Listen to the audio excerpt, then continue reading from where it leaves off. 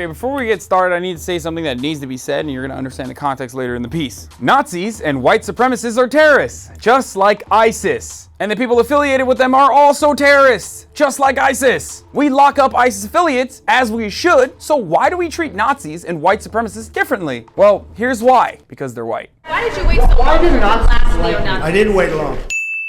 Why did Trump wait so long to condemn Nazis? I wanted to make sure, unlike most politicians, that what I said was correct. I'm sorry, but if you think that Donald Trump has ever waited to be correct before speaking, you are absolutely a moron and should turn off this video right now. While you're turning it off, go follow my Instagram at least. You'll fit right in with the rest of some of the commenters. You don't make statements that direct unless you know the fact.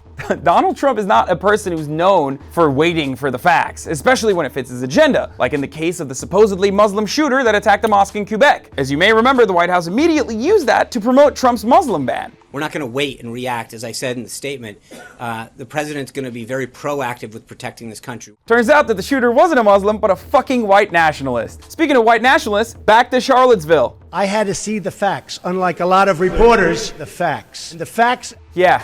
Donald only waits for facts when he's clearly in the wrong, but then he conveniently brushes over the realities, if the Nazis happen to vote for him. In fact, everybody said his statement was beautiful. If he would have made it sooner, that would have been good.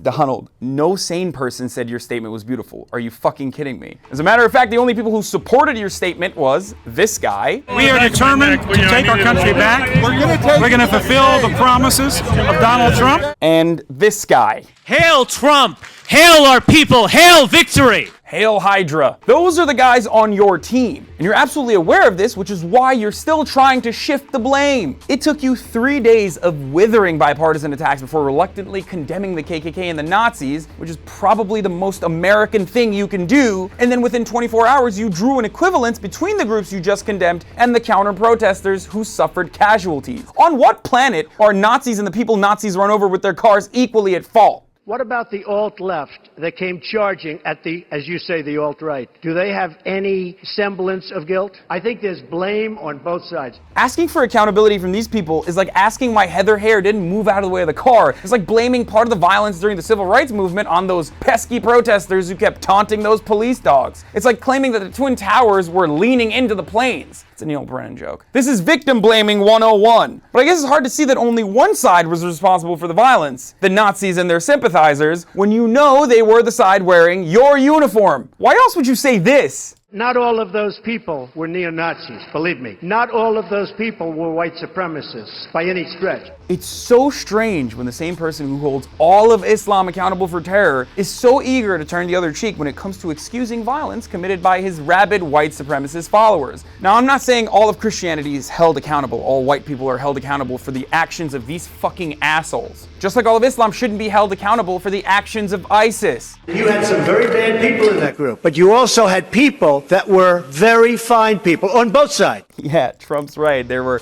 some very fine people on the side of the Nazis advocating for ethnic cleansing. Let's take a look. Jews will not replace us! Nothing to see here, just a bunch of normal, nice white folk. Are the nice people here?